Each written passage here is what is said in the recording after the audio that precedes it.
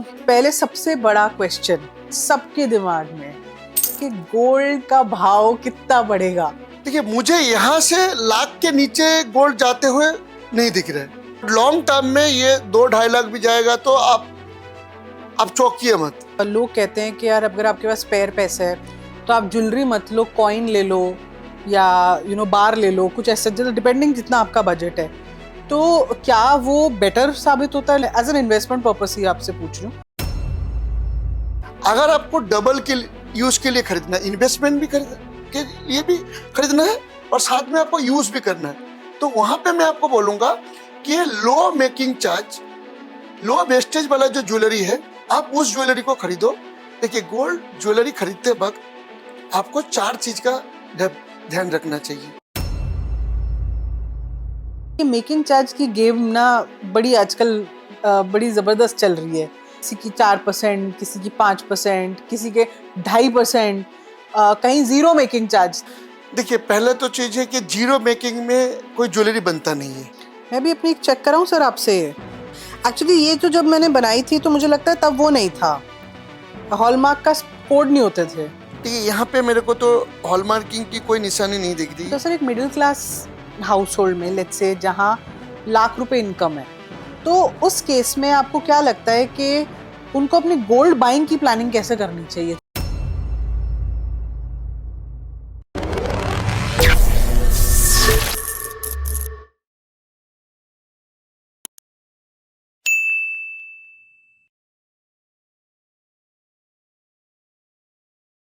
Gold हमारे यहाँ ना भारत में एक इमोशन है, बहुत ऑस्पिशियस माना जाता है, जनरेशन्स में पास ऑन होता है।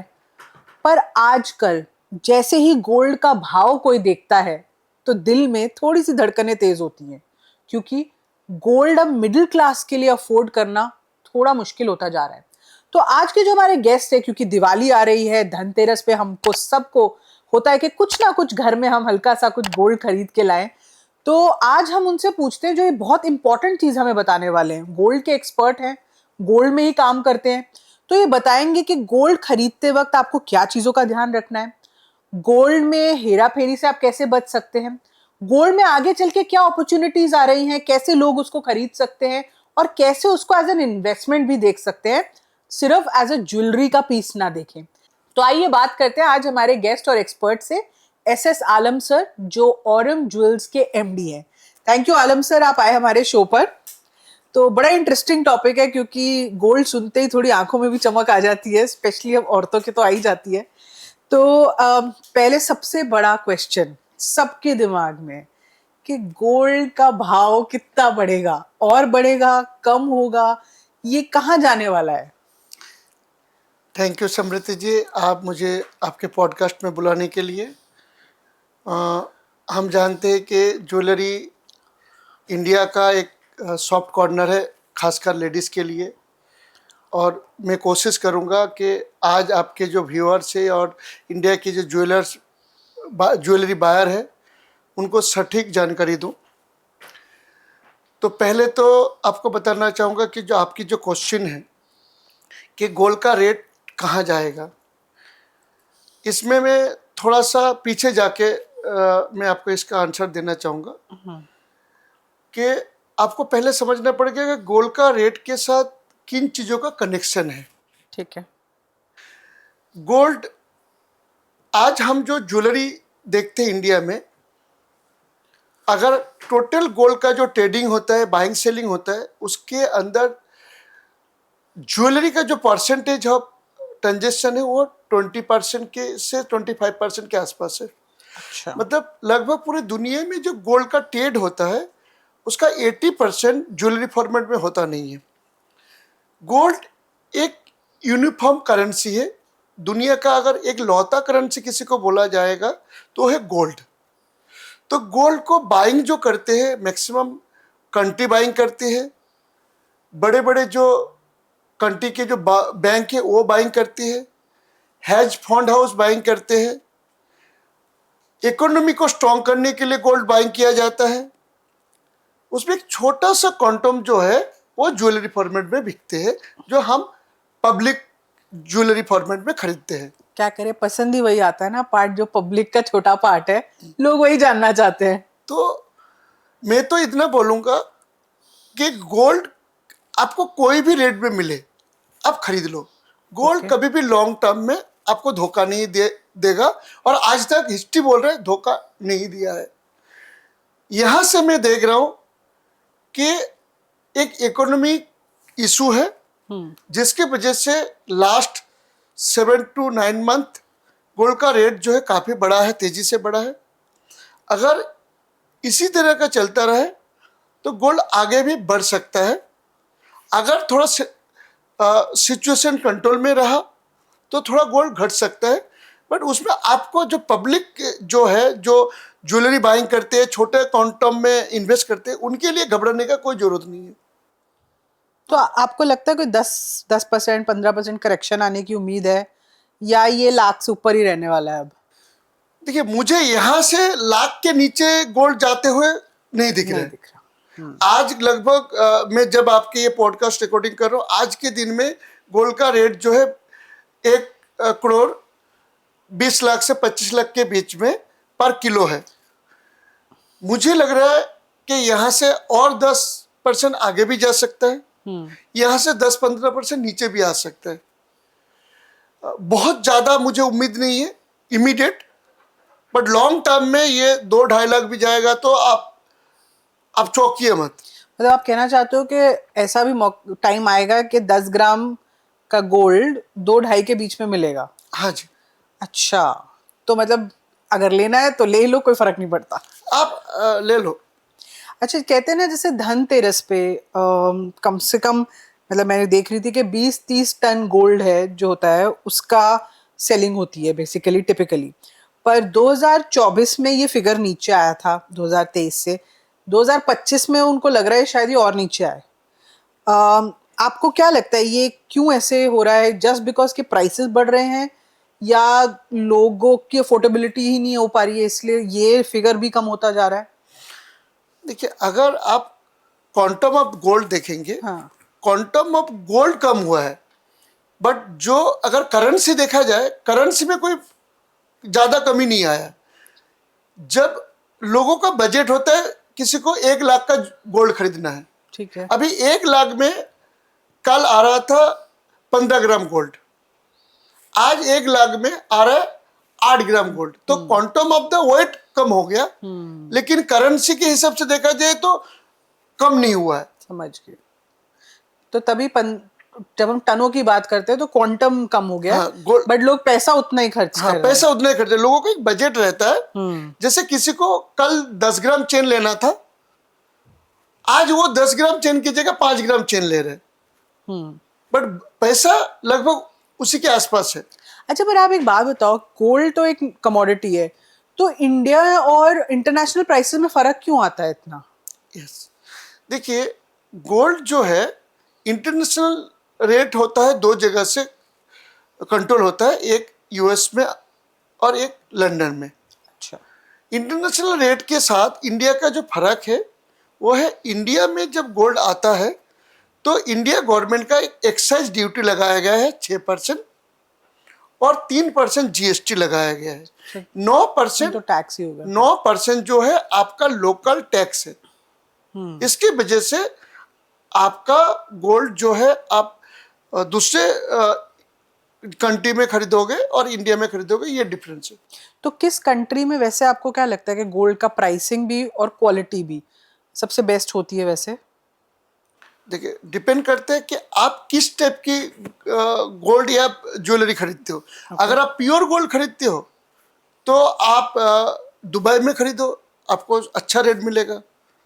आप हांगकांग में खरीदो, सिंगापुर में खरीदो, आपको अच्छा रेट मिलेगा, मतलब इंटरनेशनल प्राइस के हिसाब से आपको मिलेगा। लंदन में खरीदिए, आपको अच्छा इंटरनेशनल प्राइस में मिलेगा। आप न्यूयॉर्क में खरीदिए, यूएस में, वहाँ पे कोई लोकल टैक्स है नहीं। और अगर ज्वेलरी में देखा जाए, पर्टिकुलर जो इंडियन चॉइस की जो ज्वेलरी है, डिजाइनिंग में आपके इंडियन वुमन की जो चॉइस होती है, उनके हिसाब से अगर ज्वेलरी आप खरीदना है तो मैं बोलूँगा दुबई में आपको इंडियन चॉइस की ज्वेलरी वहाँ पे मिलता है।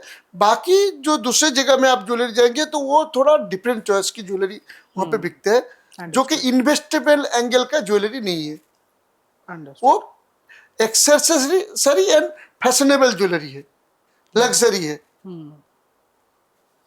अच्छा, तो जैसे अब लोग कहते हैं कि यार अगर आपके पास स्पेयर पैसे है तो आप ज्वेलरी मत लो, कॉइन ले लो या बार ले लो, कुछ ऐसा, जैसे डिपेंडिंग जितना आपका बजट है।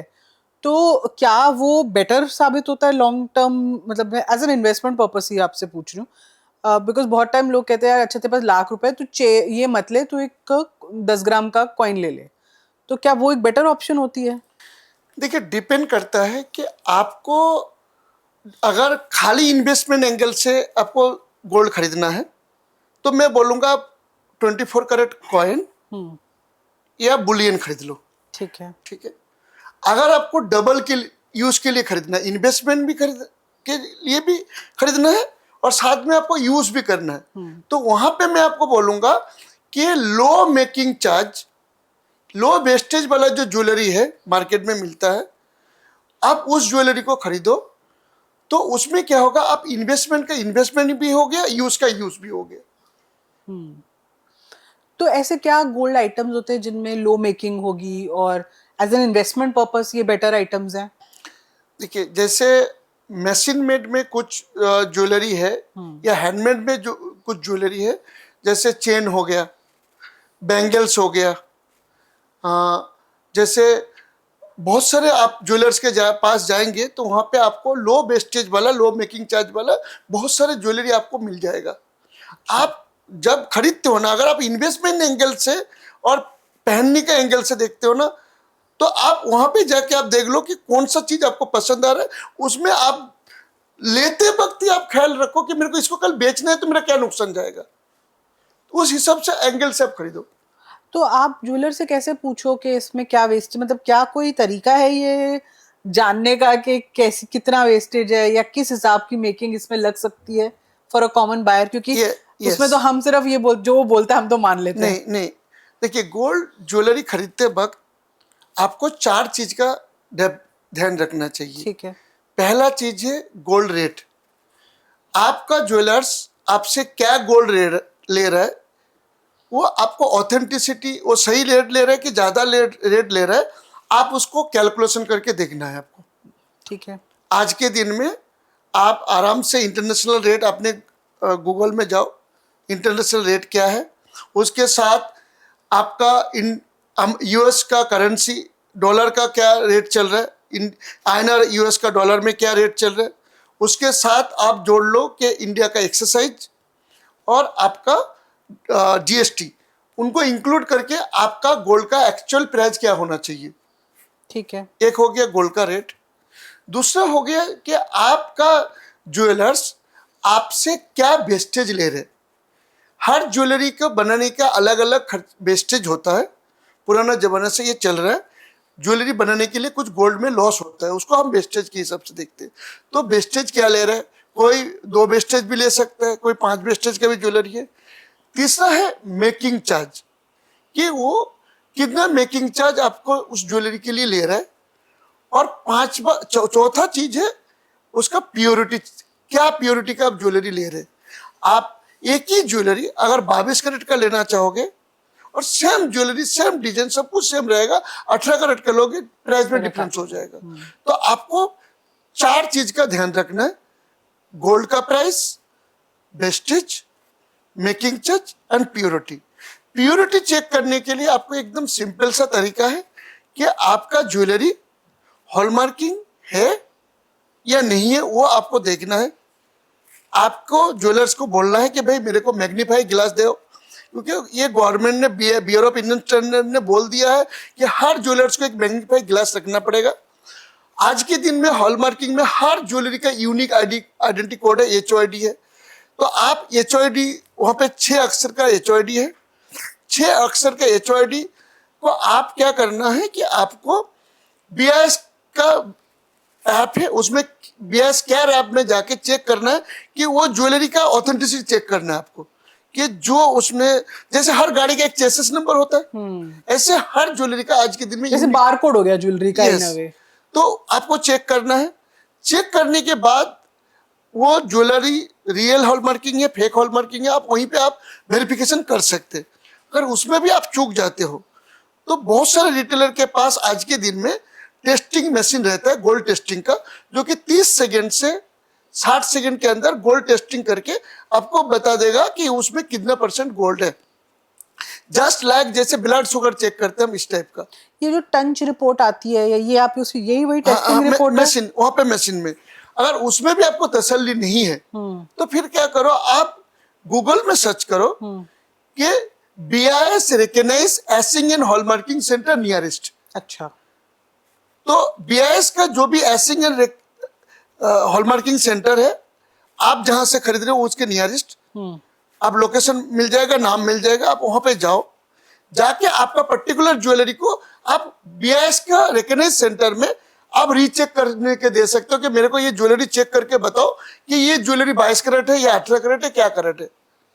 अच्छा सर, एक इसमें चलो मैंने ये चेक कराया, बाई चांस मुझे इसमें कोई फ्रॉड दिखा कि वो कहते हैं नहीं आपने, मैंने दिया 22 के पैसे पर है 18, इसके बाद क्या एक्शन लिया जा सकता है? आप बहुत बड़ा एक्शन ले सकते हैं। आप इमीडिएट कंप्लेन करो BIS को। ओके। BIS का रूल्स है कि उसने जो आपको आपके ऊपर चार्ज किया है, गोल्ड छोड़ के अदर जो चार्ज किया है, उसको दुगना आपको लौटाना पड़ेगा। अच्छा। बट ये पब्लिक के अंदर अवेयरनेस नहीं है, इसके लिए पब्लिक नहीं जानते हैं। तो सबको एक तो ऐप डाउनलोड कर लेना चाहिए BIS का। गूगल में जाके आप इमीडिएट देख भी सकते हो, ऑनलाइन में भी चेक कर सकते हो, ऐप डाउनलोड भी कर सकते हो BIS का कस्टमर। आई थिंक वो लिंक भी मैं दे दूंगी डिस्क्रिप्शन में, अगर किसी को देखना हो तो आप देख सकते हो। इट्स इजियर फॉर यू कि एक रेडीमेड टूल है आपके पास देखने को। प्योरिटी चेक करना बहुत जरूरी है, ज्वेलरी परचेसिंग करते वक्त प्योरिटी चेक करना बहुत जरूरी है। अच्छा, एक और चीज सर, काफी जगह ना मैंने देखा है कि 18 या 22 कैरेट का वो 916 जो होता है, या 91 वो लिखा होता है। यस। पर जो आपने जैसे जो कोड बोला 5 लेटर या 6 लेटर वाला, वो नहीं होता। तो ये भी ये प्रॉब्लम है। अगर देखिए 91622K, ठीक है। उसके बाद BIS का लोगो, उसके बाद 6 डिजिट का कोड। गवर्नमेंट ने पहले जो हॉलमार्किंग का रूल्स था उसमें कोड नहीं था, HOD कोड नहीं था, 6 डिजिट वाला नहीं था। और आज के दिन में हर ज्वेलर को ये जरूरी है, HOD हॉलमार्किंग ज्वेलरी वो रख सकते हैं, नॉन HOD ज्वेलरी वो रख ही नहीं सकते। अगर कहीं पे भी आपको मिल गया कि नॉन HOD ज्वेलरी आपके मिल गया तो आप सीधा BIS को कंप्लेन कर सकते हो, लोकल थाने में भी जाके कंप्लेन कर सकते हो। अच्छा सर, इसमें जो कोड होता है या कुछ, इनमें भी कोई फ्रॉड हो सकता है कि पता चले कुछ किसी ने ऐसे ही लिखा है, वैसे मैंने चेक नहीं किया पर कोड था, सब कुछ था, ये तीनों चीजें थी, उसमें भी फ्रॉड हो सकता है क्या? फ्रॉड हो सकते हैं, इसीलिए तो मैं बोल रहा हूँ कि आप रीचेक कर लो। रीचेक करने के पास आपके पास 2 तरीके हैं। एक, आज के दिन में जितने भी बड़े ज्वेलर्स हैं सबके पास गोल्ड टेस्टिंग की मशीन है, रहती है। गोल्ड टेस्टिंग मशीन महंगा आता है बट रहता है। तो उसमें टैंपर नहीं हो सकता? उसमें आप खुद चेक कर सकते हो एक सामने बैठ के। अगर उसमें टेम्पर आपको लग रहा है कि उसमें टेम्पर हो रहा है तो सेकंड ऑप्शन आपके पास है कि आप BIS रिकॉग्नाइज सेंटर में चले जाओ, एसिंग एंड हॉलमार्किंग सेंटर में चले जाओ, वहां पे रीचेक करा लो। समझ गई। अच्छा, आपने 4 पॉइंट्स बोले कि आपको गोल्ड खरीदने से पहले ये चेक करने चाहिए। तो सबसे पहले आपने गोल्ड रेट बोला। अब गोल्ड रेट में आपने कहा कि US डॉलर का भी चेक करके उसके बाद हमारा टैक्सेस जोड़ के फिर, तो यूजुअली पहले आपको देखना है कि उस टाइम में, जिस टाइम में आप गोल्ड खरीद रहे हो उस टाइम में पर आउंस क्या गोल्ड रेट चल रहा है इंटरनेशनल मार्केट में, कॉमेक्स में। ठीक है। आप गूगल में सर्च करो कॉमेक्स में क्या चल रहा है। कॉमेक्स में जो रेट चलते हैं वो पर आउंस चलता है। अच्छा। उसके बाद वो डॉलर में चल रहा है रेट, तो डॉलर टू कन्वर्ट करना है, इंडियन करेंसी में कन्वर्ट करना है और पर आउंस टू ग्राम में कन्वर्ट करना है। उसके बाद आता है इंडियन का जो टैक्सेस है। नहीं, जैसे मैं आपको क्यों मैंने सवाल पूछा कि इतना स्टेप्स कोई करता नहीं है। फॉर इंस्टेंस मैं तो गूगल में मैंने आज जैसे लिखा गोल्ड रेट और आज का डेट डाल दिया, जैसे टुडे, ठीक है। अब मेरे को तो सीधा सीधा इंडियन रुपी में ऊपर उसने गोल्ड रेट दिखा दिया, ये वाला कॉमेक्स दिखो कि वही आप डाल लो इंटरनेशनल कॉमेक्स का इसमें रेट। अभी मुझे दिखा रहा है कि 24 कैरेट का गोल्ड रेट है 10 ग्राम का, मोटा मोटा 1,20,000 रुपए, 1,20,910, 1,21,000 के आसपास हो गया। तो जब मैं ये रेट देखती हूँ तो इसमें कितना प्लस माइनस होता है जो ज्वेलर के यहाँ रेट होता है? देखिए ज्वेलर्स क्या है, एक बोर्ड रेट चलाते हैं। हाँ। मैक्सिमम लोग बोर्ड रेट चलाते हैं। बोर्ड रेट में क्या होता है, वो लोग एवरेज रेट डाल देते हैं। पूरा दिन में जो उतार चढ़ाव होते हैं, गोल्ड तो हर सेकंड में दाम बढ़ते घटते हैं, तो एक एवरेज रेट डालते हैं या लोकल एसोसिएशन का एक रेट चलता है। बट इसमें थोड़ा आगे पीछे होता है। हाँ, इसीलिए पूछ रही हूँ कि थोड़ा आगे पीछे कितना होता है। मैं मान के चलूं ऊपर नीचे बट हो सकता वो है, कितना आगे पीछे है उसको आपको चेक करना, वेरिफिकेशन तो करना वो भी जरूरी है। करना जरूरी है। जरूरी है। ये ना देखा जाए कि गोल्ड रेट आपका होना चाहिए 1,18,000 और वो आपसे ले रहे 1,25,000। हाँ, इतना डिफरेंस ना हो। हाँ। समझ गई। अगर आपका कैलकुलेशन के हिसाब से 1,18,000 आ रहा है और वो 19,000 ले रहे हैं, 20,000 ले रहे हैं, वो एवरेज करके लेते हैं रेट। समझ ये हर ज्वेलरी, हर लोकल मार्केट का एक रेट होता है। ठीक है। कर- अच्छा, दूसरा पॉइंट जो आपने बोला था वो था वेस्टेज पर। अब वेस्टेज आपने कहा कि 2 पॉइंट की है या 5 पॉइंट की है, या तो ये कैसे पता चलता है और ये कैसे कैलकुलेट होती है? देखिए ज्वेलरी जब मैन्युफैक्चरिंग होती है, हर ज्वेलरी का मैन्युफैक्चरिंग का एक अलग अलग मेथड है। ठीक है। उसका एक कॉस्ट है, उसका एक लॉस है, वेस्टेज है।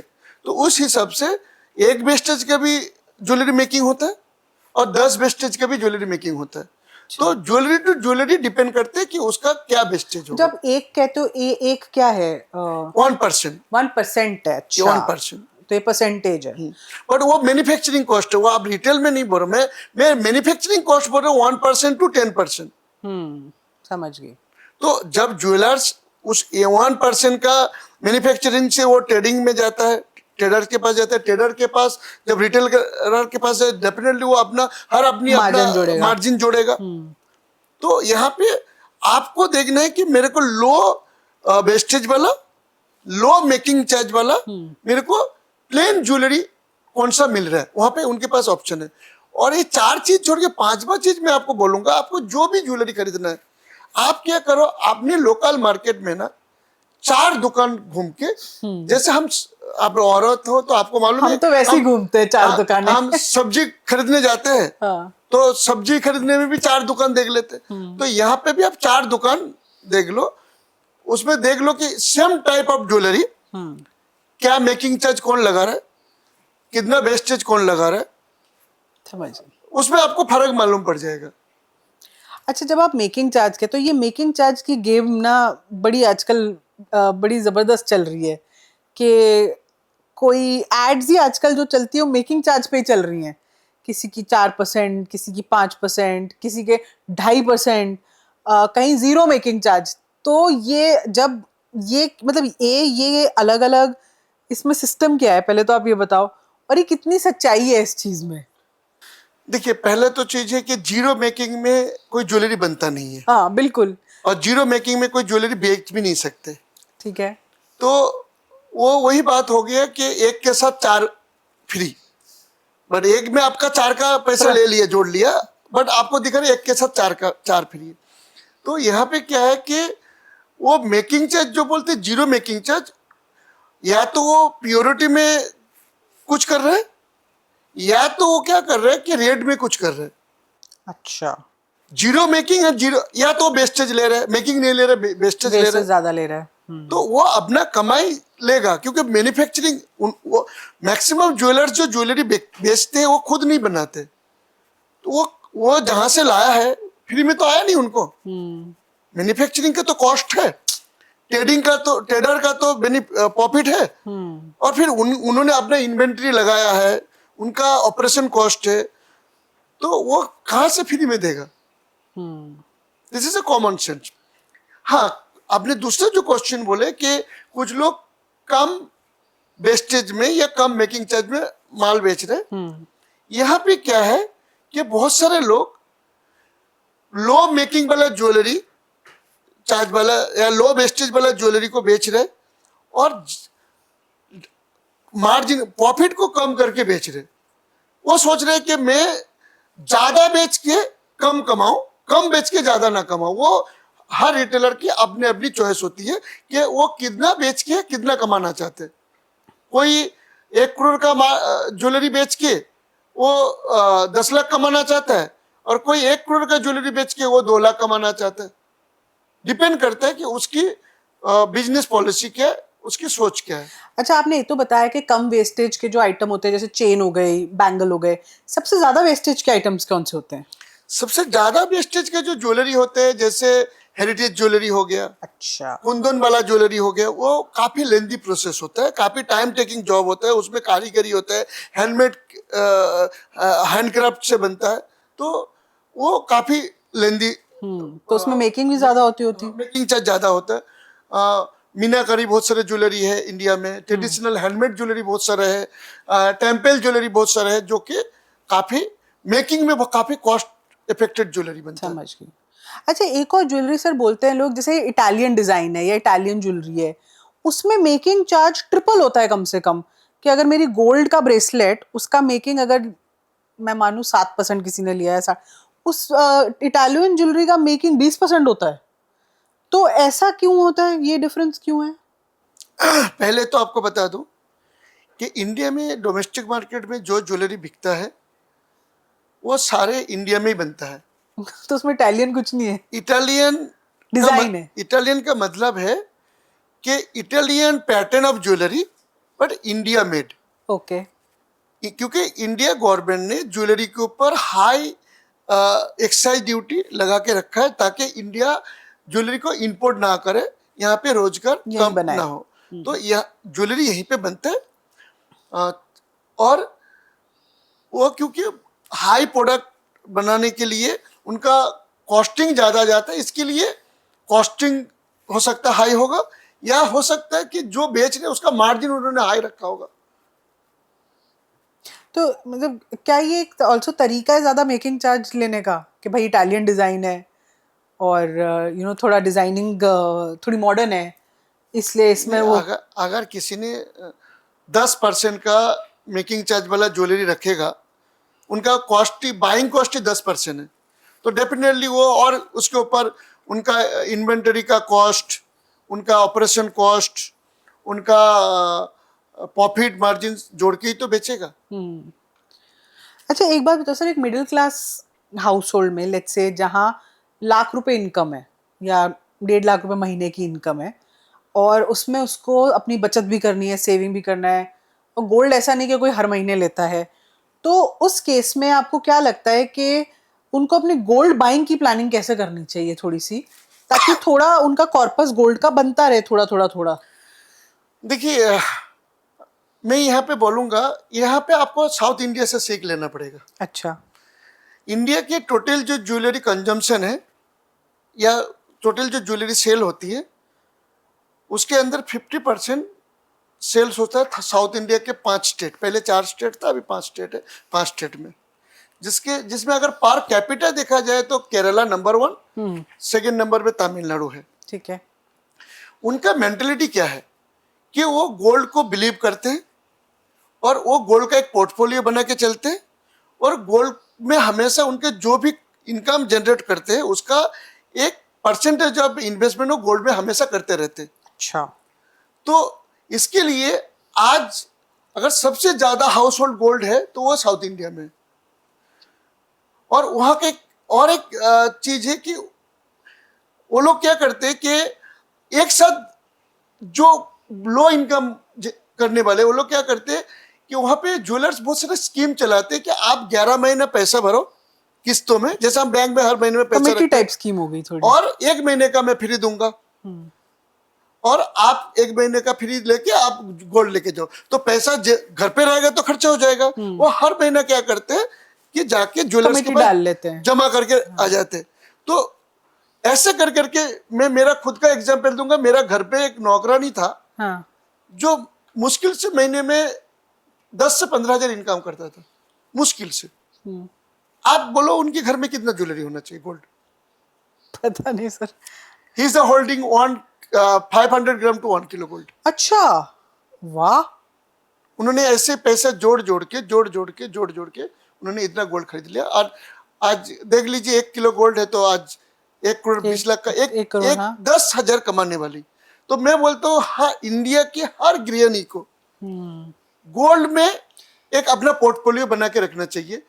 और गोल्ड भी इसलिए भी बनाना चाहिए, गोल्ड सबसे इजी कैश कर सकते हैं, और आपदा में भी आपका सबसे पहला काम आता है गोल्ड। सही बात है। तो गोल्ड को आप एज ए ज्वेलरी मत समझो, गोल्ड को एक इन्वेस्टर की तरीके से समझो। आप बैंक में इन्वेस्ट करते हो, आप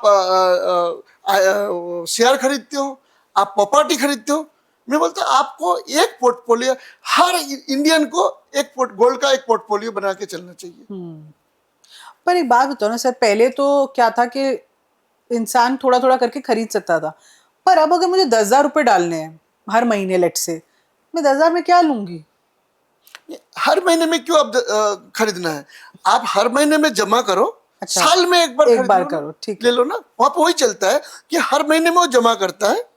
एक गोल्ड और फंड मैंने अपना बना लिया। यस, गोल्ड का एक पोर्टफोलियो, ठीक है, समझ गई। गोल्ड का एक पोर्टफोलियो बना लिया। आप हर महीने में पैसा जमा करो और साल भर के बाद आपको एक, सपोज करो आपको एक 20 ग्राम का चेन लेना है। आप एक दिन में लेने जाएंगे तो आपका 2.5 लाख का, 2.5 लाख आपका मैनेज हो पाएगा, नहीं हो पाएगा, कैसे करेंगे? आपको थोड़ा आपको मुश्किल होगा। बिल्कुल। बट आप हर महीने में, अगर आपका इनकम है 30,000 रुपया, तो आराम से आप 10,000 रुपया हर महीने में जोड़ सकते हो।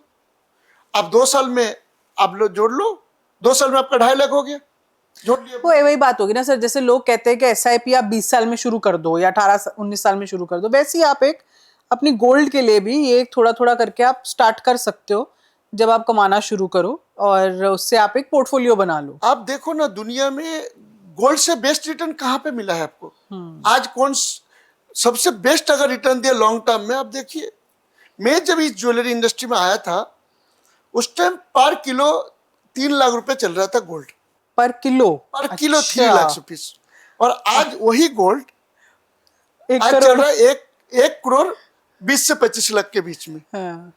तो अगर उस टाइम मेरे कोई किसी के पास अगर 100 किलो गोल्ड खरीद लेता और खाली गोल्ड को गोल्ड में रख देता, तो आज उसके पास कितना पैसा होता? पर ऐश, काम करने की जरूरत ही नहीं। तो फिर गोल्ड को एक अलग पोर्टफोलियो की तरह आप अपना इन्वेस्टमेंट पोर्टफोलियो में गोल्ड को रखना जरूरी है। अच्छा सर, आपने एक चीज बोली अभी कि जैसे साउथ इंडिया में मोस्टली ज्वेलर्स ये स्कीम चलाते हैं जिसमें आप मंथली कुछ डिपॉजिट करो, फिर 11 महीने के बाद वो 12th मंथ, तो इसमें क्या कोई स्कैम होने का डर होता है फिर? क्योंकि ये एक थोड़ा सा डर लगता है, स्पेशली अभी ये भी जो एक गोल्ड स्कैम हुआ था रोहिणी में ही, जहाँ पे आई थिंक वो 40 करोड़ का स्कैम था और वो दुकान बंद हो गई और लोग खड़े रहे उसके बाहर। तो ये आप, मतलब ये थोड़ा डर लगता है, तो ये कैसे आप ये इंश्योर कर लो कि भाई ये स्कैम नहीं है, जेन्युइन बंदा चला रहा है एक स्कीम? आज के दिन में बहुत बड़े बड़े कंपनी है, कॉर्पोरेट आ गया ज्वेलरी इंडस्ट्री में। आप अच्छे रेपुटेड कंपनी के में जाके जमा करो, फॉर्मेलिटी कर लो, आपका डॉक्यूमेंटेशन कर लो। वैसे अगर आप देखा जाए तो बीच बीच में बैंक का भी तो घोटाला आया। हाँ बिल्कुल आया है, सही तो कह रहे हो। इंडिया में हर चीज थोड़ा बहुत तो अनसिक्योर रहेगा। आपको अच्छे से जांच परख के काम करना है। समझ गए, मतलब आप अपनी चेकिंग करके खुद चेकिंग चलो। करके करो। ठीक है। अच्छा, ये इससे क्योंकि मुझे याद आया कि मैं ना जब रिसर्च कर रही थी गोल्ड के बारे में, और वैसे भी हम इंस्टाग्राम तो बहुत देखते हैं, तो एक गोल्ड इन्फ्लुएंसर है, गिरी ज्वेलर्स करके शायद उनका है, एंड वो चांदनी चौक में अपनी दुकान खोल रहे थे या खुल गई है, मेरे को तो रील्स में दिख रहा था। पर उनकी मुझे एक चीज समझ नहीं आई और मैं सोचा आपसे पूछूंगी कि ऐसा क्या है वो, या क्या बेचते हैं कि एक तो वो उनकी जो लाइन होती है दुकान के बाहर, वो ऐसा लगता है कोई जब वो डिस्काउंट सेल नहीं चल रही होती ब्लैक फ्राइडे वाली, वो वैसा है। और दूसरी चीज, वो क्लेम ही करते हैं कि उनका गोल्ड कहीं से भी ले लो आप, वहां पे सस्ता मिलता है। तो ऐसा क्या करते हैं वो, या ये कुछ कुछ इसमें भी है मिक्स एंड मैच? देखिए, आपने जिसका नाम बोला ये कार्तिक गिरी है। हाँ, कार्तिक जी की रील्स आती है। और प्रवेश गिरी है उनका, एक है गिरी जेबर महल। हाँ। और एक है ओम शिव गिरी जेबर महल। हाँ। ये दिल्ली में आज के दिन में काफी फेमस है। और मेरे ख्याल से दिल्ली में यही एक ज्वेलर्स है जहाँ पे लाइन लग रहा है, टोकन बढ़ती है। हाँ बिल्कुल। ये ज्यादा कुछ नहीं कर रहे, ये क्या कर रहे हैं, अपना मुनाफा जो है ना वो कम मुनाफे में काम कर रहे। अच्छा। और गोल्ड वो गलत नहीं देते, सही गोल्ड दे रहे। मुनाफा कम करके वो ज्यादा बेच के कम कमाने का उनका प्लानिंग है। तो वो क्वांटिटी पे फोकस कर रहे हैं, क्वांटिटी में फोकस कर रहे हैं। प्राइसिंग पे हाँ, अपना और उन्होंने। दर्शक पब्लिक को दिख रहा है कि मैं एक ही जेवर मैं दूसरे दुकान में लूंगा जहां पे मेरे को मेकिंग चार्ज वेस्टेज मिला के 10% लग रहा है, मैं वही jewellery same type of jewellery मैं वहां पे जाके ले रहा हूँ 3.5% 4% में मिल रहा है। तो पब्लिक बेवकूफ नहीं है, अगर लाइन लगा के कोई खड़ा है तो पब्लिक बेवकूफ नहीं है, वो मार्जिन कम रख के क्वांटिटी में फोकस कर रहे हैं। और वो जो ज्वेलरी बेच रहे हैं वो एक्चुअली लाइफस्टाइल ज्वेलरी नहीं बेच रहे, वो इन्वेस्टमेंट ज्वेलरी ज्यादा बेच रहे।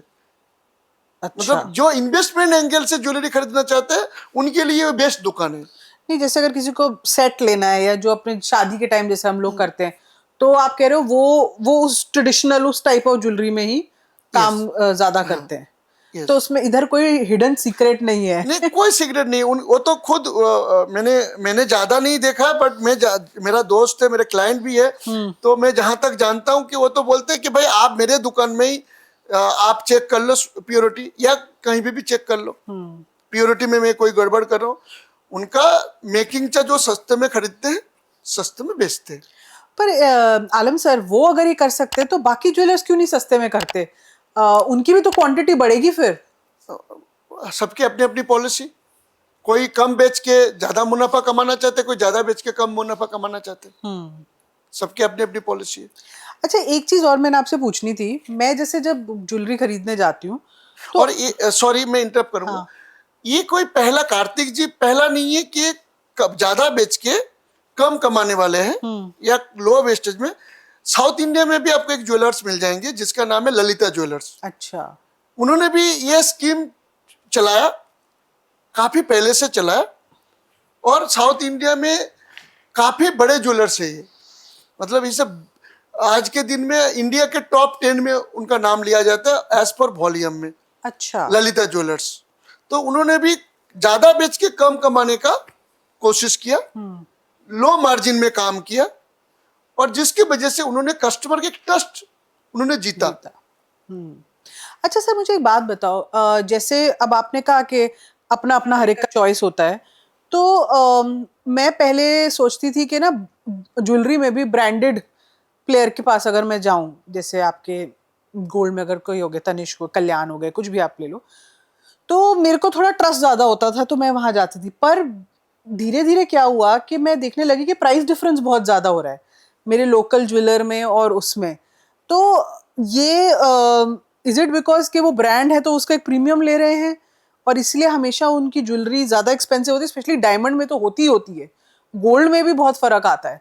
तो इस आप क्या रेकमेंड करते हो कि does it make a difference कि आप अपने ट्रस्टेड लोकल ज्वेलर से ले लो या आपको जबरदस्ती किसी ब्रांडेड के पास ही जाना है?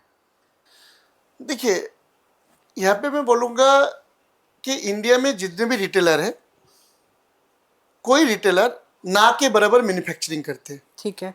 उनका सारे जो ज्वेलरी है वो आउटसोर्सिंग ही होते हैं। मतलब अगर आप मैन्युफैक्चरर हो, आप लोकल को भी दे रहे हो और आप ब्रांड को भी दे रहे हो। यस। तो उनकी ज्यादातर ज्वेलरी जो है आउटसोर्सिंग होते हैं। बहुत लिमिटेड लोग हैं जो अपना प्रोडक्शन करते हैं, बहुत लिमिटेड, ना के बराबर है। एक ज्वेलर्स, एक मैन्युफैक्चरर, एक ट्रेडर्स, वो ब्रांडेड को भी देते हैं, नॉन ब्रांडेड को भी देते हैं। बट क्योंकि ये ब्रांड है, क्योंकि उनका एटमॉस्फेयर बहुत ज्यादा है, उनके ऊपर लोगों का ट्रस्ट ज्यादा है, वो अपना ब्रांड का प्रीमियम चार्ज कर रहे हैं। अभी आपको देखना है कि आपको किससे लेना है, ये आपको चूज करना है। आई थिंक ऑडियंस को ये नहीं पता होगा जो आपने आज बताया कि कोई रिटेलर अपने ज्वेलरी खुद नहीं बनाता, मैन्युफैक्चरर से ही लेता है। तो ऑब्वियसली मैन्युफैक्चरिंग एंड होलसेलर से लेते हैं। तो ऑब्वियसली आप जो डिजाइन बना रहे हो वो आप दोनों को दे सकते हो। सबको देते हैं। हाँ। कोई भी मैन्युफैक्चरर वो किसी पर्टिकुलर बहुत लिमिटेड मैन्युफैक्चरर, लिमिटेड होलसेलर है जो पर्टिकुलर कोई एक ब्रांड के लिए माल बनाते हैं, वो सबको देते हैं। तो बेसिकली वो सिर्फ अपना ब्रांड का प्रीमियम चार्ज कर रहे हैं, ब्रांड का, उनका एटमॉस्फेयर का, बड़े शोरूम का, उनका इन्वेंटरी का, वो अपनी पॉलिसी, उनकी पॉलिसी है। तो ये अब ये कंज्यूमर पे आपको कहाँ से खरीदना है। अगर आपको फिर भी लगता है प्रीमियम देख के आपको वो ट्रस्टेड ब्रांड ही चाहिए, तो फिर आपकी मर्जी, आप ले सकते हो। ये पहले ये ट्रस्ट का एक इशू था कि पहले लोगों को क्या लगता था कि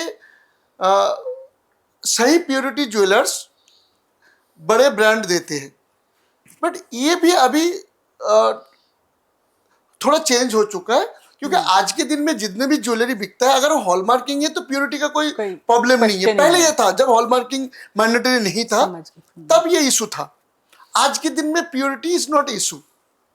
आपको आपके लोकल ज्वेलर्स के पास जो 100 स्क्वायर फीट का दुकान लेके बैठा है, उनके पास भी 22 कैरेट मतलब 22 कैरेट प्योरिटी है, क्योंकि वो भी हॉलमार्किंग HOD है। और तनिष्क के पास जाएंगे, वहां पे भी हॉलमार्किंग HOD है, वही हॉलमार्किंग सेंटर से ही कराया हुआ है, BIS का रिकॉग्नाइज्ड हॉलमार्किंग सेंटर। एक्चुअली वो लेवल पेइंग फील्ड गवर्नमेंट ने सेम कर दिया ना सबके लिए। प्योरिटी में कोई अंतर नहीं है, पहले अंतर था। ये प्रॉब्लम अभी डायमंड में है, पर डायमंड में एक चीज क्या है कि देखिए, अगर आपको इन्वेस्ट के लिए डायमंड ज्वेलरी खरीदना है तो आप डायमंड ज्वेलरी मत खरीदो। हाँ फैशन के लिए, एसेसरी के लिए, लाइफस्टाइल के लिए, अगर आपको लेगेसी के लिए डायमंड ज्वेलरी खरीदना, खरीदियो। डायमंड ज्वेलरी कभी आपको रिटर्न नहीं देगा, अप्रिशिएट नहीं होगा। मैं मेरा एक छोटा सा एग्जांपल दूंगा।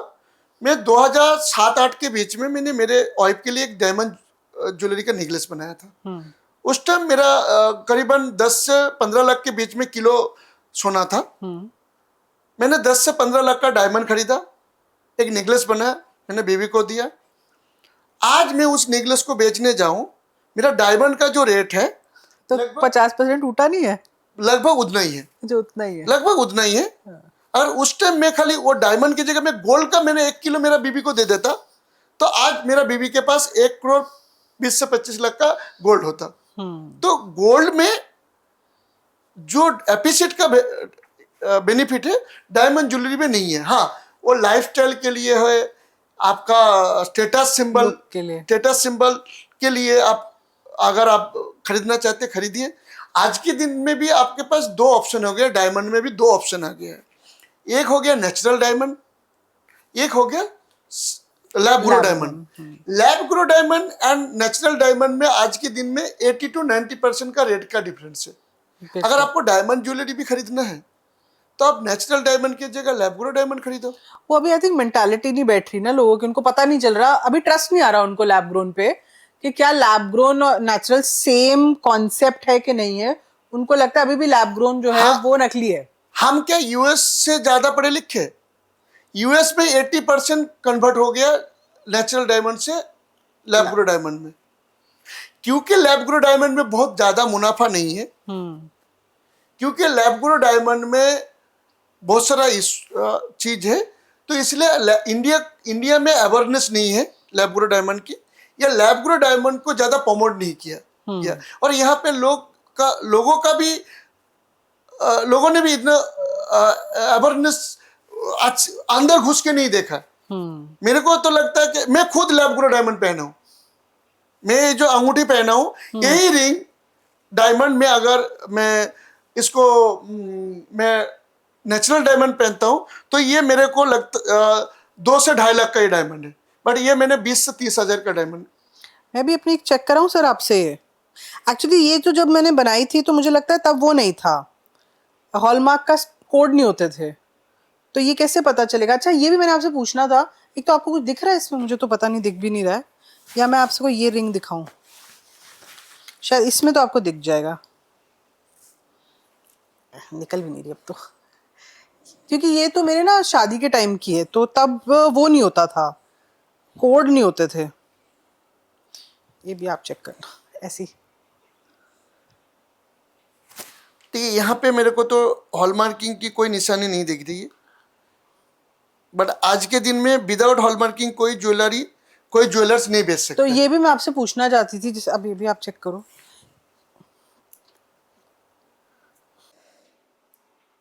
यहाँ पे मेरे को थोड़ा निशानी दिख रहा है, बट ये ओल्ड हॉलमार्किंग है, न्यू हॉलमार्किंग है। ये आपने कब परचेसिंग किया है?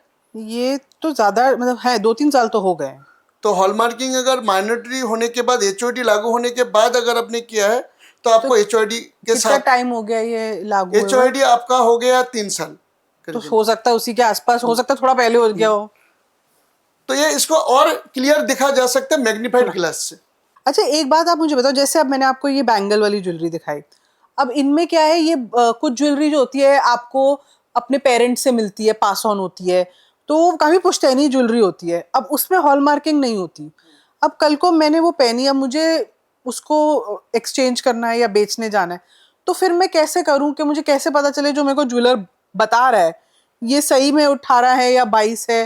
मतलब वो अब मशीन में चेक तो मैं करा सकती हूँ, पर क्या वो ट्रस्टेबल है चीज, या इसमें इसमें हम क्या कर सकते हैं जिसमें हॉलमार्किंग नहीं है? नहीं, उसमें आप क्या कर सकते हैं, आपके पास अगर कोई पुराना हाउस होल्ड गोल्ड ज्वेलरी है जो हॉलमार्किंग नहीं है या उस टाइम हॉलमार्किंग नहीं था, हाँ। तो आज के दिन में भी आप अपने ज्वेलरी को BIS recognise assaying and hallmarking centre में जाके आप सर्टिफाइड करा सकते हैं या चेक करा सकते हैं कि ये मेरा प्योरिटी कितना है। तो आपको एक मोटा मोटी मालूम पड़ जाएगा, जैसे हम लैब में जाके ब्लड टेस्ट करते हैं ना, सेम मेथड है। आप एसिंग से गवर्नमेंट का है। तो उसमें कोई कितने पैसे लगते होंगे? आपको आज के दिन में 200 रुपये प्लस GST। अच्छा, बस? चाहे कोई भी ज्वेलरी हो? हाँ, कोई भी ज्वेलरी हो। अच्छा। उसके बाद आप उस ज्वेलरी को आप अपने रिटेलर के पास जाइए, जाके उनको बोलिए कि मेरे को इसको चेक करना है। उनके पास टेस्टिंग का मशीन होगा, उसमें चेक कर लीजिए, पता चल जाएगा। पता चल जाएगा। अगर उसमें भी वो आपको बोल रहा है कि ये वो है, तो आप उनको बोलिए कि आप एक काम करिए, मेरे सामने इसको मेल्ट करना है मुझे। अच्छा। तो आज के दिन में सारे जो बड़े रिटेलर है या अच्छे रिटेलर है, सबके पास मेल्टिंग का ऑप्शन रहता है। तो आप वहां पे मेल्ट करिए। मेल्ट करने से वो एक गोल्ड का ज्वेलरी एक लकड़ी के फॉर्म में बन जाएगा, एक ठोस बन जाएगा। उसके बाद उसको वापस टेस्टिंग मशीन में टेस्टिंग कर लीजिए, तो आपको मालूम पड़ जाएगा कि वो कितना प्योरिटी है। उसके हिसाब से फिर अगर आपके पास 20 ग्राम का पुराना ज्वेलरी था और वो उसका प्योरिटी बैठ रहा है 22 कैरेट या 18 कैरेट, जो भी बैठ रहा है, उसका प्योर निकाल लो कितना प्योर होता है। आपने नया जो ज्वेलरी लिया है उसका प्योर कितना होता है, दोनों में प्लस माइनस कर लीजिए। बाकी का जो एक्स्ट्रा है आपको पेमेंट करना है। एक्चुअली क्या है ना सर, लोग ना ये BIS सेंटर्स नहीं जाते, ये सबसे बड़ी प्रॉब्लम है, क्योंकि कौन ढूंढे, कहाँ है, क्या करें। बहुत इजी है। वो आप गूगल में जाओ। आप क्योंकि आप जब उसकी बात करो ना, जैसे ब्लड टेस्ट होता है, अब ब्लड टेस्ट इतना कन्वीनियंट बना दिया ना कि मेरे फोन करने पे ही सब हो रहा है। यहाँ जो मेरे को गूगल पे ढूंढ के जाना पड़ता है, मैं कह रही हूँ आम जनता नहीं करती है, ज्यादातर कुछ लोग कर लेंगे। इंडिया में 1800 रिकॉग्नाइज सेंटर है, 1800 1700 से 1800 के बीच में। और आपके दिल्ली में 100 सेंटर BIS के मिल जाएंगे। आपको देखो, आप अगर एक वैल्यूएबल ज्वेलरी खरीदते हो, इतना पैसा लगा रहे हो, तो इतना अवेयरनेस होना चाहिए, आपको करना पड़ेगा, करना चाहिए। क्योंकि आज अगर आपने गलत डिसीजन ले लिए तो आज आप भले ना पछताओ, बाद में आपको पछताना पड़ेगा। Got it. अच्छा, जब मैं आजकल से गोल्ड खरीदने जाती हूँ, तो स्पेशली जैसे मेरी जनरेशन है या मुझसे छोटे हैं या जो हैं, उनको वाइट गोल्ड या रोज गोल्ड में ज्यादा पसंद आती है ज्वेलरी, या एंटीक गोल्ड में रादर देन येलो गोल्ड में। तो कोई फर्क है इनमें? देखिए, गोल्ड का जो नेचुरल कलर है वो येलो है। ठीक है। येलो कलर को जब हम ज्वेलरी फॉर्मेट में कन्वर्ट करते हैं, उसको एलॉय एंड केमिकल मिक्स करके उसको व्हाइट बनाया जाता है। ठीक है।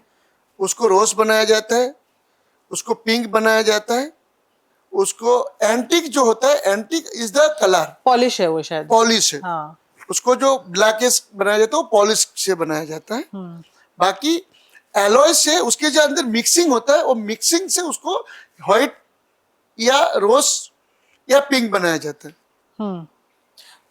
पर इसमें कोई मतलब, क्या इसमें कोई लॉस ऑफ प्योरिटी, क्वालिटी कुछ भी? सेम आप खरीदते वक्त और बेचते वक्त कोई आगे पीछे नहीं है। तो ठीक है, अगर मुझे कोई बोले कि ये रोज गोल्ड है, तो मेरे को कोई फर्क नहीं पड़ता उसमें। हाँ, मतलब आप बेचते वक्त आपको उसके लिए कोई आपका नफा नुकसान नहीं होगा, नफा या नुकसान नहीं होगा, ना नफा होगा ना नुकसान होगा। क्योंकि जब मैं पहले व्हाइट गोल्ड लेती थी ना सर, मुझे डर लगता था कि ये व्हाइट गोल्ड का कोई चक्कर तो नहीं है, क्योंकि नहीं, ये तो मैं भी पहना हूं, ये व्हाइट गोल्ड है। हाँ। ये अंगूठी जो पहना हूं मैं, ये व्हाइट गोल्ड है, ये मेरा येलो गोल्ड है। तो पहले खाली येलो गोल्ड चलता था, आज फैशन ज्यादा आने से, लोगों को चॉइस चेंज होने से, लोगों ने अलग अलग कलर का गोल्ड को चूज कर रहे हैं, इसलिए बन रहा है।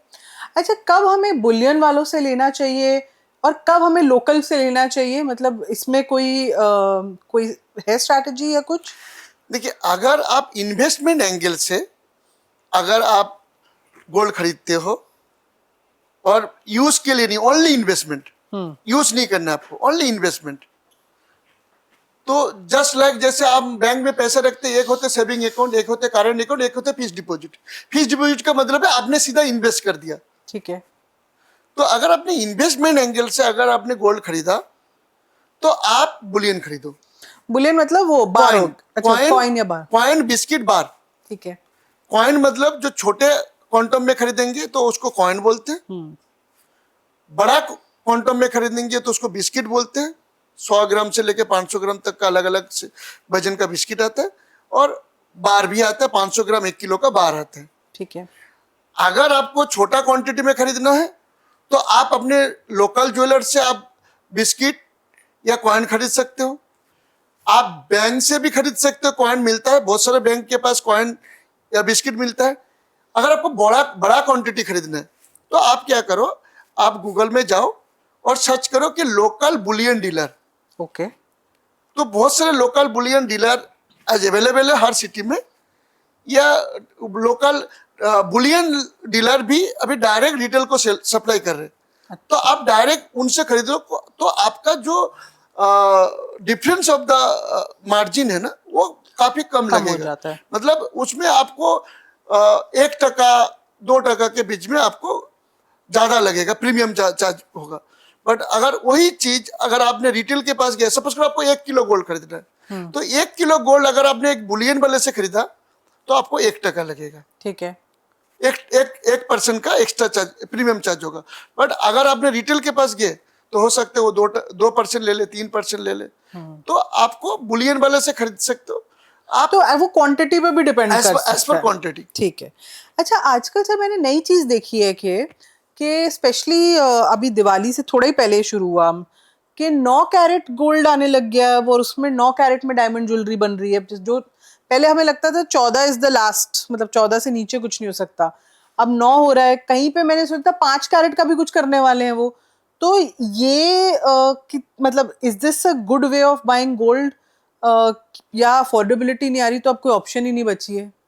नहीं, इसमें क्या है, लोगों का बजट तो बढ़ नहीं रहा है, हाँ। बट लोगों का, आपको 20 ग्राम का चेन लेना है। अभी आपके पास ऑप्शन है कि 20 ग्राम का चेन लेने के लिए आज के दिन में 2.5 लाख रुपए आपको चाहिए। ठीक है। 2 से 2.5 लाख चाहिए आपको, 2,25,000 से 2.5 लाख के बीच में आपको चाहिए। अगर आपको 20 ग्राम चेन लेना है बट आपके पास 1.5 लाख है, तो आप क्या करोगे?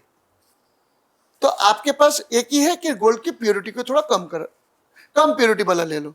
तो आपके पास आज के दिन में ऑप्शन है 18 कैरेट, आपके पास ऑप्शन है 20 कैरेट, आपके पास ऑप्शन है 14 कैरेट, आपके पास ऑप्शन है 12 कैरेट, आपके पास ऑप्शन है 9 कैरेट। बट 9 कैरेट जो है प्लेन ज्वेलरी नहीं बन रहा, और डायमंड ज्वेलरी के लिए 9 कैरेट फिट बैठता है। बट प्लेन ज्वेलरी के लिए ज्यादातर जो ज्वेलरी बिक रही है इस समय इंडिया में, वो 18, 20 और 22 और 23 भी, कुछ एक स्टेट में 23 भी बिक रहा है। मतलब 18 से कम में आपको प्लेन सॉलिड गोल्ड ज्वेलरी नहीं मिल रही वाली? स्टॉक अवेलेबल नहीं है मार्केट में, मार्केट में नहीं है। और BIS ने भी कुछ एक ज्वेलर जो प्योरिटी को ही रिकॉग्नाइज किया है, सारे प्योरिटी आप ले नहीं सकते। तो फिर हॉलमार्किंग वाला ज्वेलरी आपको मिलेगा नहीं, आप खरीद नहीं सकते। तो अभी 18 से जो नीचे, 14 से नीचे की बात करते हैं, कौन से रिकॉग्नाइज्ड है, कौन से कितने कैरेट के रिकॉग्नाइज्ड है BIS के अभी द्वारा? 14 तक ही है, अभी 14 तक ही है। 14 तक ही है। 9 कैरेट अभी ऐड होने वाला था, अभी ऐड हुआ नहीं, हो सकता है। तो जो बेच रहे हैं 9 कैरेट वाले, वो क्या हॉलमार्किंग के साथ बेच रहे होंगे? Without certified. अच्छा, विदाउट सर्टिफाइड बेच रहे हैं। Without certified gold. तो आप अगर वो ले लो तो, और बिना ऑब्वियसली उसमें वो कोड तो होने नहीं वाला, फिर तो आगे चल के जब आपको उसको बेचना हो या एक्सचेंज करना हो, फिर प्रॉब्लम आ सकती है? यस, डेफिनेटली प्रॉब्लम आएगा। अगर सर्टिफाइड नहीं है तो डेफिनेटली प्रॉब्लम आएगा। जैसे अभी का टाइम है, आपको पता है ग्लोबल क्राइसिस आया तो गोल्ड का रेट बढ़ जाता है। क्या ये इसलिए भी होता है थोड़ा सा उस टाइम पे कि होलसेलर्स क्या करते हैं कि वो होर्ड कर लेते हैं, एक आर्टिफिशियल स्कैर्सिटी बना लेते हैं गोल्ड की, और प्राइसेस इसीलिए भी बढ़ने लगते हैं? ये होर्डिंग का आप थोड़ा गेम बताओगे? नहीं, देखिए, जो लोग इंडिया में जो डोमेस्टिक ज्वेलरी बिजनेस कर रहे हैं, वो कभी गोल्ड को होल्ड नहीं करते। उनके पास होल्ड करने की अलग से फंड नहीं होता है। अच्छा। तो वो लोग कभी होल्ड नहीं करते, चाहे मैन्युफैक्चरर हो, चाहे होलसेलर हो, चाहे रिटेलर हो, वो अपनी जितनी जरूरत है उतनी परचेसिंग करते हैं। वो अपना रोटेशन में उनका सिंपल फंडा है कि वो मेकिंग चार्ज में, वेस्टेज में, उसी में प्रॉफिट का उसी मार्जिन में काफी बनाते, बन जाता है मुझे लगता प्रॉफिट है। एंड मार्जिन बनाते हैं। ठीक वो है। होल्ड नहीं करते, होल्ड करते हैं जो कंट्री, जैसे मैंने बोला 80% जो गोल्ड बिकता है वो ज्वेलरी फॉर्मेट में बिकता नहीं बिकता है, नहीं। वो बड़े बड़े hedge fund, bank and country. जैसे अभी जो रेट बढ़ रहे हैं उसका कारण है चाइना। चाइना बहुत बड़े लेवल में गोल्ड को बाइंग कर रहे हैं, चाइना रशिया मैंने सुना सब कर रहे थे काफी बड़े लेवल में बाइंग कर रहे हैं। दुनिया का तो कॉमन करेंसी अगर देखा जाए तो गोल्ड है ना, बाकी तो पेपर करेंसी है। तो वो इसके बाइंग का रीजन भी ये होता है कि वो अपनी करेंसी और अपनी इकोनॉमी को strong डॉलर के कर, अगेंस्ट स्ट्रॉन्ग कर रहे हैं। अपने करेंसी को, अपने इकोनॉमी को स्ट्रॉन्ग करना चाहते हैं। या जब भी कोई अनसलेट सिचुएशन आता है, इकोनॉमिक प्रॉब्लम्स है, लोगों को दिखते हैं, तो लोग हमेशा सेफ हेवन में जाना चाहते हैं। सेफ हेवन करके एक ही है गोल्ड, और कोई सेफ हेवन है क्या? बाकी शेयर मार्केट कभी भी क्रैश हो सकता है, क्रैश हो सकता है, देश क्रैश हो सकता है, डॉलर, हर देश का करेंसी क्रैश हो सकता है। हमने देखा है, पहले हमने श्रीलंका का करेंसी कितना कैसे क्रैश हुआ था। गया था, हाँ। बहुत सारे हमने देखा है कि ईरान का करेंसी को क्रैश होते हुए, हमने देखा है रशिया का करेंसी को क्रैश होता है, हमने देखा है तुर्की का करेंसी को क्रैश होते हुए। तो पेपर करेंसी आज जो वैल्यू है जरूरी नहीं है कल वो वैल्यू रहेगा, but gold is international value रहेगा उसका। सर गोल्ड से कोई पैसिव इनकम बन सकती है क्या कभी? 100% बन सकते हैं। अच्छा, ये बताओ कैसे बनती है? देखिए, अगर आपके पास ऐसे कोई ज्वेलरी है जो ज्वेलरी आप यूज नहीं कर रहे बट आप बेचना भी नहीं चाहते, अच्छा, आप उसको क्या करो, मेल्ट करो, मेल्ट करके उसका प्योरिटी निकाल लो। प्योरिटी निकाल के आपके नजदीक में जो आप जिस ज्वेलर्स को टच करते हैं, चाहे वो रिटेलर हो चाहे होलसेलर हो, उनको बोलो कि भाई मैं तेरे पास ये सोना देता हूँ, आपको देता हूँ, आप मेरे को गोल्ड में इंटरेस्ट दो।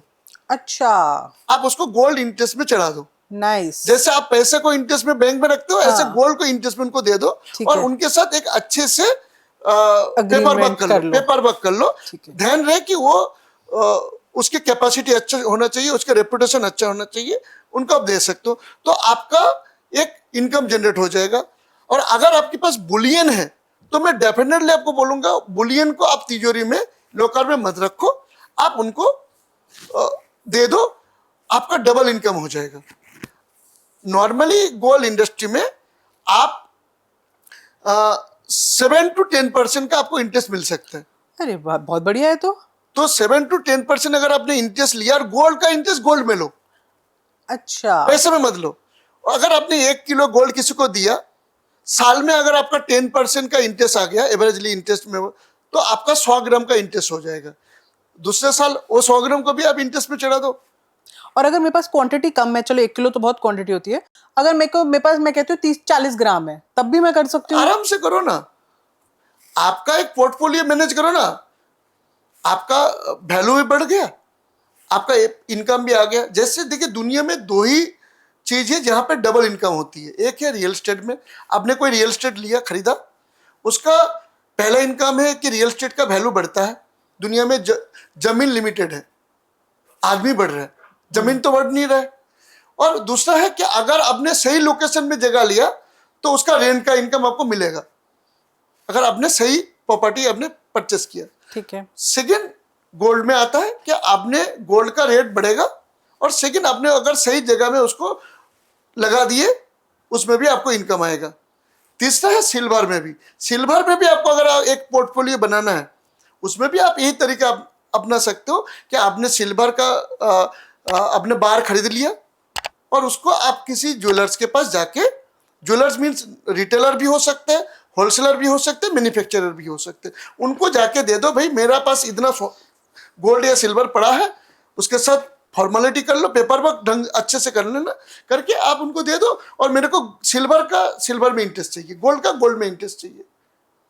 आप उसको महीने का इंटरेस्ट में लेना चाहते हो लो, क्वार्टर में लेना चाहते हो लो, साल में लेना चाहते हो लो। मैं रेकमेंड करूंगा कि आप महीने में लेना तो अच्छा चीज है, आपका इंटरेस्ट आपके घर में रहना चाहिए। महीने में नहीं लेते तो क्वार्टरली ले लो। तो सर जैसे मैं थोड़ा सोचूं आम जनता के हिसाब से, मिडिल क्लास, जैसे आपने कहा पेपर वर्क अच्छा होना चाहिए, तो अगर दो तीन चीजें जो उस पेपर वर्क में एक्चुअली वही है देखने लायक, तो वो क्या होती हैं कि ये तीन चीजें आप देखने लायक कि डेफिनेटली ये सही हो? क्योंकि ये लोग जरूरी नहीं कोई लॉयर को दिखाए, कोई ऐसे करे, मतलब मुझे पता नहीं अभी, तो आपने पैसिव इनकम का बड़ा अच्छा तरीका बताया है, तो ये मैं तो ट्राई करने वाली हूँ। ये सिंपल है, आपने लोन दे रहे हो उनको, लोन का जैसे पेपर बनते लॉयर से बना लो, आपने उनको लोन दे रहे हो कि इतना दिया, इतना टका ब्याज है, इतना ये बस। है, इस तारीख पर हाँ, मिलेगा, हाँ, नहीं और मिलेगा तो पेनल्टी हाँ, ये और है। उसके साथ में फॉर्मेलिटी चेक ले लो, उनका अच्छा, उसके ब्लैंक अगेंस्ट कुछ ले लो। अगेंस्ट चेक ले लो, उनका सिक्योरिटी ग्रांटर कोई ले लो जरूरत पड़े तो। अच्छा, एक और बात बताओ ना सर, जैसे ये आपने अभी बोला कि कुंदन ज्वेलरी होती है, पोल्की ज्वेलरी होती है, ये लेने का कोई फायदा है? क्योंकि इसमें इवेंचुअली देखो, इसमें रीसेल तो है नहीं, सिवाय जो शायद गोल्ड पे जो बनी है या जो गोल्ड की अप्रिसिएशन है। तो क्या इसको सिर्फ एक जनरेशनल वैल्यू या हेरिटेज वैल्यू, जैसे ये जो बड़े अच्छे शब्द होते हैं, वो सोच के ही ले ले एक आध सेट कभी कि यार पहन लिया तो पहन लिया, इसको आगे पास ऑन कर देंगे? क्योंकि इसमें मुझे कुछ और फायदा तो दिखता नहीं है आजकल। देखो, अगर आपको लग्जरी के लिए आपको लेना है, आप लीजिए, आपके पास बहुत पैसा है, आप लीजिए। आपके इसमें रीसेल वैल्यू या इन्वेस्टमेंट के एंगल से मत देखिए। इसमें वो पॉइंट ही ना सोचा एक्चुअली। आप हर चीज को आप उसको अगर लेना, जैसे आप एक बहुत सारे बड़े बड़े कंपनी का बैग आता है, तो लोग लग्जरी के लिए लेते हैं, भाई लग्जरी के ले लो, आपके पास बहुत पैसा है, आप ले लो, क्या फर्क पड़ता है।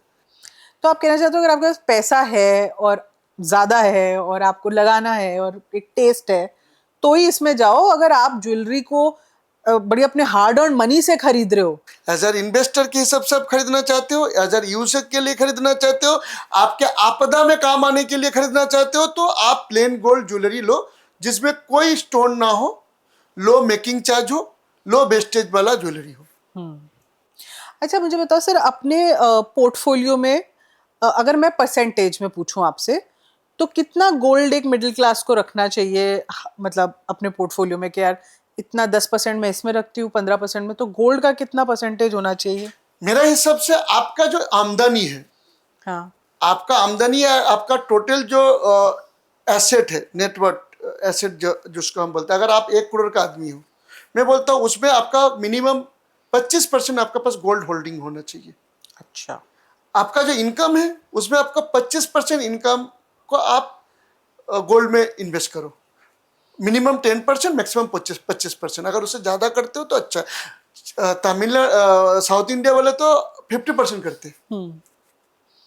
और आज से नहीं, आप देखिए कि सबसे ज्यादा मंदिर में गोल्ड, अगर होल्डिंग गोल्ड है तो वो साउथ इंडिया में। हाँ, बिल्कुल तो वो लोग गोल्ड को बहुत बिलीव करते हैं एक्चुअली। हाँ, मानते हैं, और उन्होंने फायदा पाया इसीलिए तो मानते हैं। फायदा मिला है ना। आज रिचेस्ट स्टेट है Tamil Nadu, is the richest state, is the किसके कारण है? वो लोग ज्यादा उनको झमेला नहीं चाहिए, उनको साइलेंट पैसा बनाना है। गोल्ड से अच्छा साइलेंट पैसा कहीं नहीं बना सकते। अच्छा, अगर मैं आपसे पूछूं एंड में सर कि क्या ट्रेंड्स आप देखते हो गोल्ड ज्वेलरी में या गोल्ड पर से में आने वाले कुछ सालों में, तो आपको क्या लगता है अभी? आज के जनरेशन, जो न्यू जनरेशन है, वो डेली 3 ड्रेस चेंज करती है, तो 3 ड्रेस चेंज करने के लिए वो ज्वेलरी, गोल्ड ज्वेलरी तो नहीं खरीद सकते। तो फैशन ज्वेलरी इतना अच्छा बन रहा है, दूर से आप देख नहीं सकते कि ये गोल्ड है या सिल्वर है या फैशन ज्वेलरी है। तो फैशन ज्वेलरी काफ़ी ग्रोथ आने वाला है आने वाले समय में, सिल्वर ज्वेलरी का ग्रोथ आने वाला है। और अगर मैं gold and diamond jewellery and CBD jewellery को बोलूँ, इसमें कैटेगरी ज्वेलर स्टोर आने वाले समय में आने के चांसेस है। क्या सर गोल्ड का भी कुछ लैब ग्रोन टाइप कुछ हो सकता है? क्योंकि मुझे लगता है कि जो जेनजी तो चलो अभी है, पर मैं कह रही हूँ अगली जनरेशन आप ले लो, 20 साल आगे चलते हैं, मुझे लगता है ये लोग गोल्ड लेंगे ही नहीं। क्योंकि जैसे आपने कहा फैशन के हिसाब से नहीं होगा, दूसरा अफोर्डेबिलिटी ही नहीं होगी। तो आपको लगता है कि गोल्ड में भी कुछ लैब ग्रोन डायमंड स्टाइल कुछ आ सकता है आगे चल के? देखिए, गोल्ड का मेरे ख्याल से रिप्लेस आना बहुत मुश्किल है, क्योंकि पूरा दुनिया का इकोनॉमिक क्रैश हो जाएगा। हाँ, ये चीज है कि गोल्ड ज्वेलरी का बहुत बड़ा मार्केट फैशन ज्वेलरी ले लेगा। खा लेगा।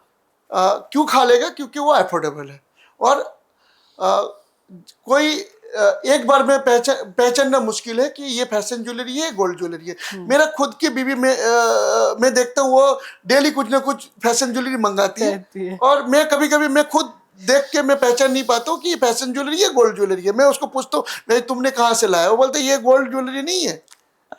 हाँ, सही तो बात है। तो फैशन ज्वेलरी का मेरे को काफी आने वाले समय में काफी ग्रोथ दिख रहा है या उसमें लोग कन्वर्ट होंगे। एक आखिरी सवाल, एक हम एक फ्रेज है या कहते हैं कि अक्सर कहा जाता है कि ज्वेलर तो चोर ही है। तो ये ये चीज कैसे बदलेगी माइंडसेट में, अब हरकतों में कैसे होगा चेंज? देखिए, पहले का जमाने में ये था कि ज्वेलर्स थोड़ा झूठ बोलते थे, थोड़ा ठगी करते थे। वो कुछ बोलते थे और कुछ देते थे। बट आज के दिन में ग्राहक बहुत सचेतक हो गए। ज्वेलरी इंडस्ट्री में भी काफ़ी ट्रांसपेरेंसी आया है, कॉर्पोरेटाइज आ गया है। तो जो लोग बदलना नहीं चाहते थे वो लोग भी आज के दिन में बदलने की तैयारी कर रहे हैं या बदल चुके हैं। तो आज के दिन में ये कहावत जो है ना वो बहुत हद तक मिथ है। बट पहले के जमाने में था। आपने बड़ा इसको वो कम करके बोला कि थोड़ा चीटिंग करते थे, थोड़ा झूठ बोलते थे। मुझे लगता है लोगों को बहुत चीटिंग और बहुत झूठ बोला होगा पहले, तब से एक कहावत ऐसी प्रचलित हो गई है कि हम क्या था, कहीं भी जाते सबसे पहले यही लोग बोलते हैं, ये तो चोर होगा, आप ऐसे देख लो। कॉर्पोरेट आने से क्या हुआ कि कॉर्पोरेट ने ट्रांसपेरेंसी लाया है। उसमें गवर्नमेंट ने भी इंटरफेयर किया। जब हॉलमार्किंग लाया तो गवर्नमेंट ने भी देखा कि गवर्नमेंट ने एक सैंपल कलेक्ट किया था कि ज्वेलर्स क्या बोल रहे हैं और क्या दे रहे हैं, दोनों में कथनी कहने में और देने में क्या फर्क है। तो देखा कि बहुत अंतर है। तो गवर्नमेंट ने तब जाके ये हॉलमार्किंग लाया था। तो आज गवर्नमेंट भी इसके ऊपर कड़ी निगरानी रख रहे हैं। कॉर्पोरेट आने से क्या होगा, जो लोकल ज्वेलर्स थे, जो कल तक जिसको डर नहीं था, आज उनको डर है कि मैं अगर चीटिंग करूंगा, ये मैं गलत करूंगा तो मेरा कस्टमर जो है वो शिफ्ट हो जाएगा। तो इस डर के वजह से अपने बिजनेस को आगे बढ़ाने के लिए, और ज्वेलर्स में क्या है, अभी जो नया जनरेशन आ रहे हैं ना, वो लोग ट्रांसपेरेंसी के साथ बिजनेस करना चाहते हैं।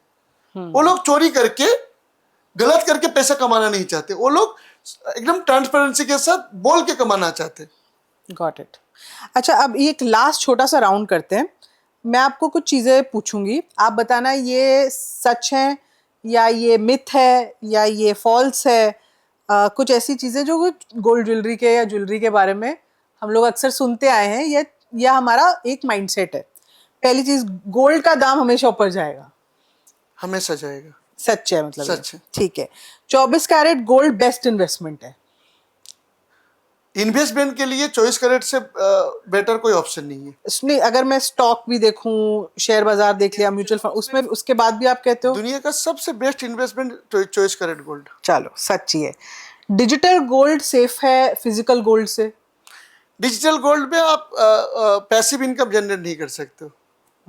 फिजिकल गोल्ड में आप पैसिव इनकम जनरेट कर सकते हो। तो सेफ तो हो ही सकता है पर आप उसका फायदा नहीं उठा पाओगे। ठीक है। Gold is safer than stock market? 100% वो आपके घर में है। आप रात को 3 बजे बेचो, आपका आपदा में वही तो काम आएगा। और कभी भी मुझे लगता है गोल्ड में इतना क्रैश नहीं आता है लॉन्ग टर्म में गोल्ड कभी क्रैश होता ही नहीं है। रीसेलिंग गोल्ड ज्वेलरी आपको हमेशा प्रॉफिट देके जाएगी। आज खरीदो, 10 साल यूज करो, उसके बाद बेचो, प्रॉफिट भी कमाया, यूज भी कर लिया आपने। गोल्ड इंपोर्ट इंडिया रुपी वैल्यू को अफेक्ट करता है? देखिए, ये हमारा देश का एक इशू है कि हम अपने देश में सबसे बड़ा जो 3 कंज्यूम है, एक गोल्ड, एक ऑयल और हमारे जो मिलिट्री के साजो सामान है, ये मैक्सिमम हम इंपोर्ट कर रहे हैं। बट मुझे लगता है कि आने वाला समय में इंडिया में हाउस होल्ड गोल्ड जो जिस तेजी के साथ बढ़ा है, आने वाला समय में इंडिया के गोल्ड सर्कुलेशन में आने के बाद काफी इनपुट में हमारा कम होगा। अच्छा। क्योंकि हमारा इंडिया में आज के दिन में दुनिया का सबसे ज्यादा गोल्ड इंडिया में है, अगर house hold and government and सबको मिला लिया जाए तो लगभग मेरे ख्याल से 35,000 टन इंडिया में गोल्ड है। सिर्फ इंडिया में है। दुनिया का सबसे ज्यादा गोल्ड इंडिया में है।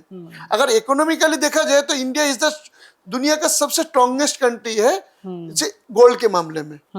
बट क्योंकि ये इसका बहुत बड़ा परसेंटेज हाउस होल्ड गोल्ड है, तो इसलिए गवर्नमेंट के पास इसका सटीक आंकड़ा नहीं है या गवर्नमेंट का इसका बेनिफिट नहीं मिल रहा है। Got it. तो आगे चल के जब आप कह रहे हो कि हम अपनी इंपोर्ट कम कर दें अगर, तो हमारा पैसा, हमारी रुपी वैल्यू भी स्ट्रांग हो जाएगी उससे। ठीक है। अगले 5 साल में 5 साल तो पता नहीं, पर चलो अगले 5 साल में गोल्ड 2 लाख रुपए क्रॉस कर जाएगा 10 ग्राम। 2 नहीं 3 लाख भी क्रॉस कर 5 मुझे लगता है ज्यादा बोल दिया मैंने। 3 लाख भी क्रॉस कर सकते हैं। मिलेनियल्स जो है या जेनजी जो है, उनको गोल्ड की कोई इतनी वो नहीं है, they don't care about gold, सही है? देखिए जेनजी जो है ना, उनको इन्वेस्टमेंट की पड़ी नहीं है। उनको कमाओ खर्चा करो, अभी आज एंजॉय करो। हाँ, कमाओ और खर्चा करो।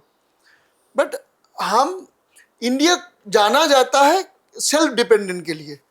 इंडिया का इकोनॉमी कभी भी हिला नहीं, क्योंकि इंडिया हर गृहिणी एक सेल्फ इकोनॉमी बना के चलता है। थोड़ा सा अगर जेनजी को मैं बोलूँगा कि वो अपने पूर्वजों से सीख लेना चाहिए। उनको एक इन्वेस्टमेंट पोर्टफोलियो बना के रखना पड़ेगा, नहीं तो हमारा भी हालत अमेरिका का जो क्राइसिस हुआ था, ऐसा हमारा भी ना हो जाए कि रास्ते में हमको सबको आना पड़े। वहां पे लाखों कमाने वाला भी रास्ते में आ गया था, क्योंकि वो कमाने और खर्च करने में बिलीव करते थे। यूएस वाले, यूरोपियन वाले, इंडियन वाले ऐसे नहीं होते। सही कह रहे हो। सॉवरेन गोल्ड बॉन्ड कॉइन से बेटर है? मैं तो बोलूंगा फिजिकल। आपने फिजिकल गोल्ड को नहीं छोड़ना है, डिजिटल चाहे जो भी कह ले, आपके लिए फिजिकल है। ठीक, on that note sir, thank you so much. बड़े सारे सवाल थे मेरे ही गोल्ड को लेकर, मुझे लगता है, जो आपने आज क्लियर करे। एक बात मैं ऑडियंस को कह दूं भाई कि गोल्ड बढ़ने ही वाला है। जो लोग कह रहे हैं गोल्ड 25% टूटेगा, ये होगा, 70,000 पे जाएगा, हमें नहीं लग रहा वो होने वाला है। आपको खरीदना है, today is the right day. जब लेना है ले लो, और इसको आप as an investment, as a jewellery, as an emotion, हर चीज बना के रखो, और ये आपको आगे चल के रिटर्न देगा ही। तो इस धनतेरस पे जो सोच रहे थे कि मैं अभी वेट करूं या बाद में करूं, जो लेना है अभी ले लो, क्योंकि ये बढ़ने ही वाला है। आज के लिए इतना ही। अगर आपके कुछ सवाल हैं गोल्ड को लेके, जो आपको लगता है, अगर आपको कोई प्रॉब्लम आई हो या कहीं आप फंसे हुए हो या आपको लगा कि ये तो आपके साथ हुआ हो, आप कमेंट सेक्शन में लिखो, और हम कोशिश करेंगे कि सर से उसका जवाब लेके ना उसका रिप्लाई दे सके आपको, कि आपने गलती कहाँ की और इसको कैसे सुधारा जा सकता है। तो एक छोटी सी आपकी कमेंट सेक्शन में गोल्ड की मास्टर क्लास हो जाएगी। तो आज के लिए इतना ही। कमेंट करना मत भूलना, इसको जरूर लोगों के साथ शेयर कीजिए, क्योंकि मैं खुद जानती हूँ कि कितने लोग इस दिवाली के समय गोल्ड खरीदना चाहते हैं, पर दो माइंड्स में है कि कैसे खरीदें, कितना खरीदें, किससे खरीदें, और कैसे इसको आगे चल के यूटिलाइज कर सकें। तो ये लोगों के साथ जरूर शेयर करना। एपिसोड को लाइक कीजिए, सब्सक्राइब कीजिए चैनल को। आज के लिए इतना ही। Thank you so much.